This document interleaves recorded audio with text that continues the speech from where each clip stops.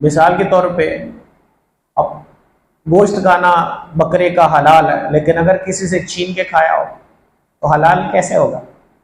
गोश्त तो हलाल ही है, लेकिन वो छीन के खाना, तो ये छीन के खाना ये हलाल तरीका नहीं था। लिहाजा ये तैयब रिस्क नहीं है, ये पकीज़ा रिस्क नहीं है।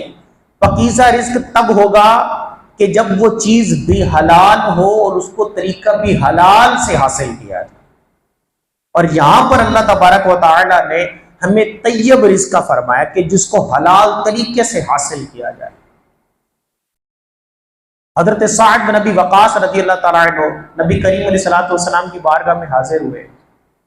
मुजम्मुल औसत के अंदर ये रिवायत मौजूद है कि नबी करीम अलैहिस्सलातु वस्सलाम की बारगाह में हाजिर होकर हजरत साद बिन नबी वक़ास रज़ी अल्लाह तआला अन्हु ने कहा कि नबी खुदा अलैहिस्सलाम,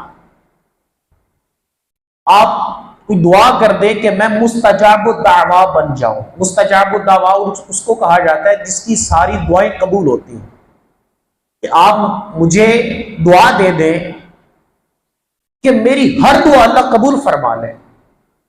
तो नबी करीम अलैहिस्सलातु वस्सलाम ने इरशाद फरमाया, अगर तुम मुस्तजाबुद दावा बनना चाहते हो, ऐसा शख्स बनना चाहते हो कि जिसकी हर दुआ अल्लाह की बारगाह में कबूल होती है, तो फिर रिज़्क़ हलाल खाना शुरू कर दो, रिज़्क़ हलाल खाना शुरू कर दो।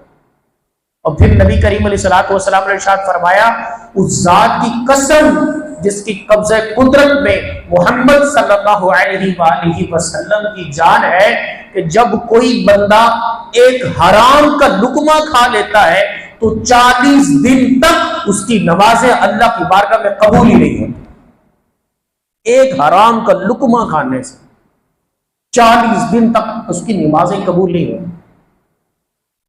आज सूरत हाल यही है कि कमाने का शौक चढ़ा हुआ है, कमाना है, लेकिन ये चीज छोड़ गई कि हलाल कमाना है कि हराम कमाना है। ये फिक्र खत्म हो गई। आज हर बंदा चाहेगा यार कोई काम हो जाए, कोई मुझे जॉब मिल जाए। भाई जॉब तो मिल जाएगी आपको, लेकिन क्या हलाल की ख्वाहिश है? हलाल की खत्म हो गई। अब सिर्फ माल चाहिए, सिर्फ माल।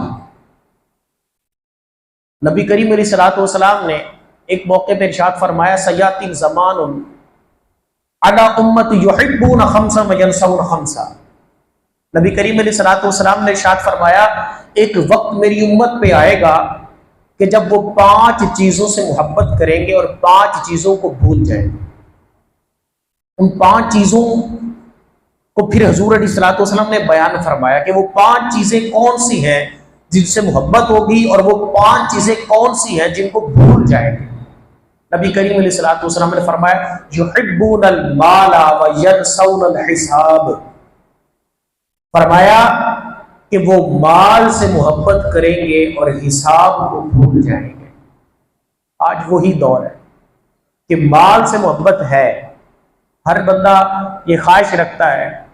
आज हर जवान से पूछे तो वो चाहता है कि मेरे पास भी बड़ी गाड़ी हो, बड़ा बैंक बैलेंस हो, बड़ा मकान हो, अच्छी सोसाइटी में घर होना चाहिए और अच्छा घर होना चाहिए, बड़ी गाड़ी होनी चाहिए। यूं बहुत सारे अरमान हैं, लेकिन इसको पूरा करने के लिए क्या हलाल के रास्तों की तलाश भी है? वो खत्म हो गई।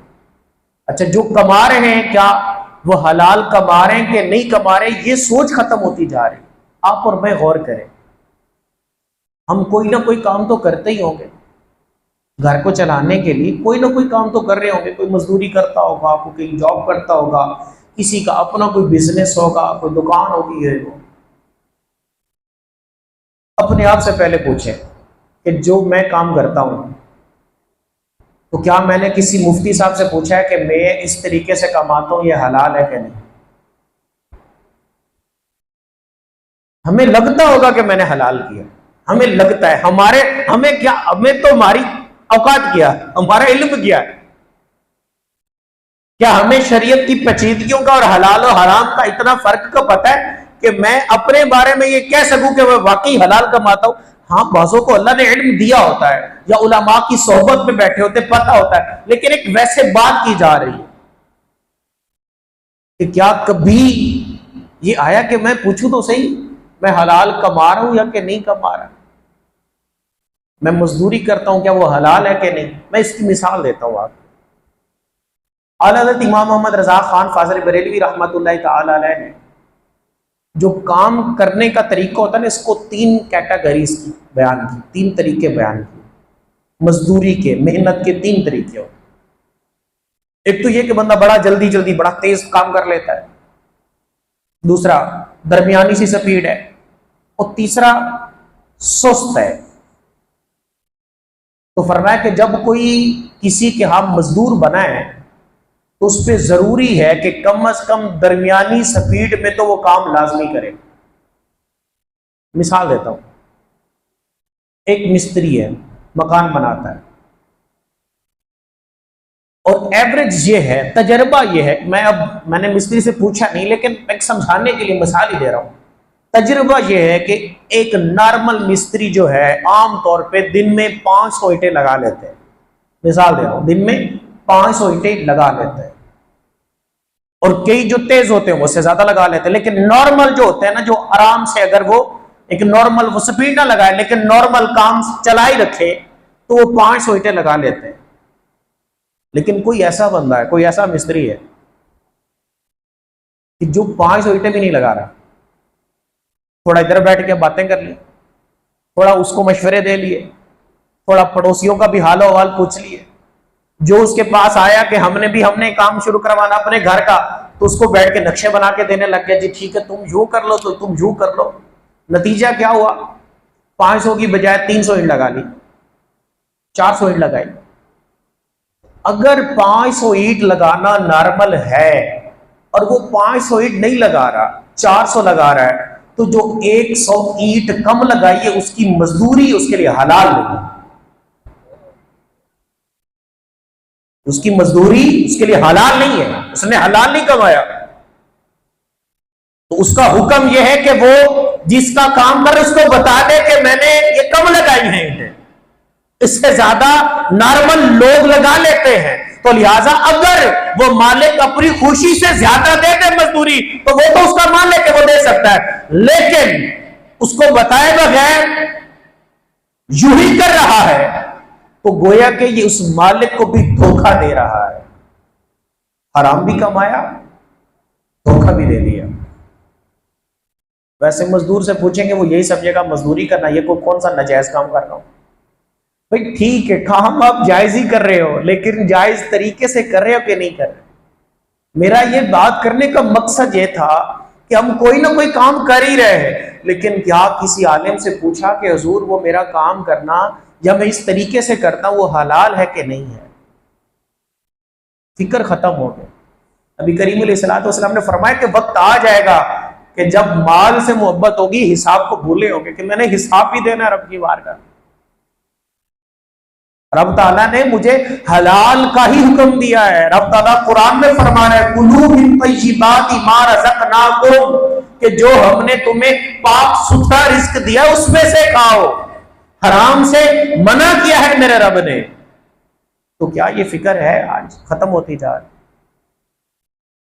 हज़ूर सल्लल्लाहु अलैहि वसल्लम ने वो 5 चीजों में ये भी फरमाया था, युहिब्बून अल-क़ुसूर व यनसौन अल-मक़बरा।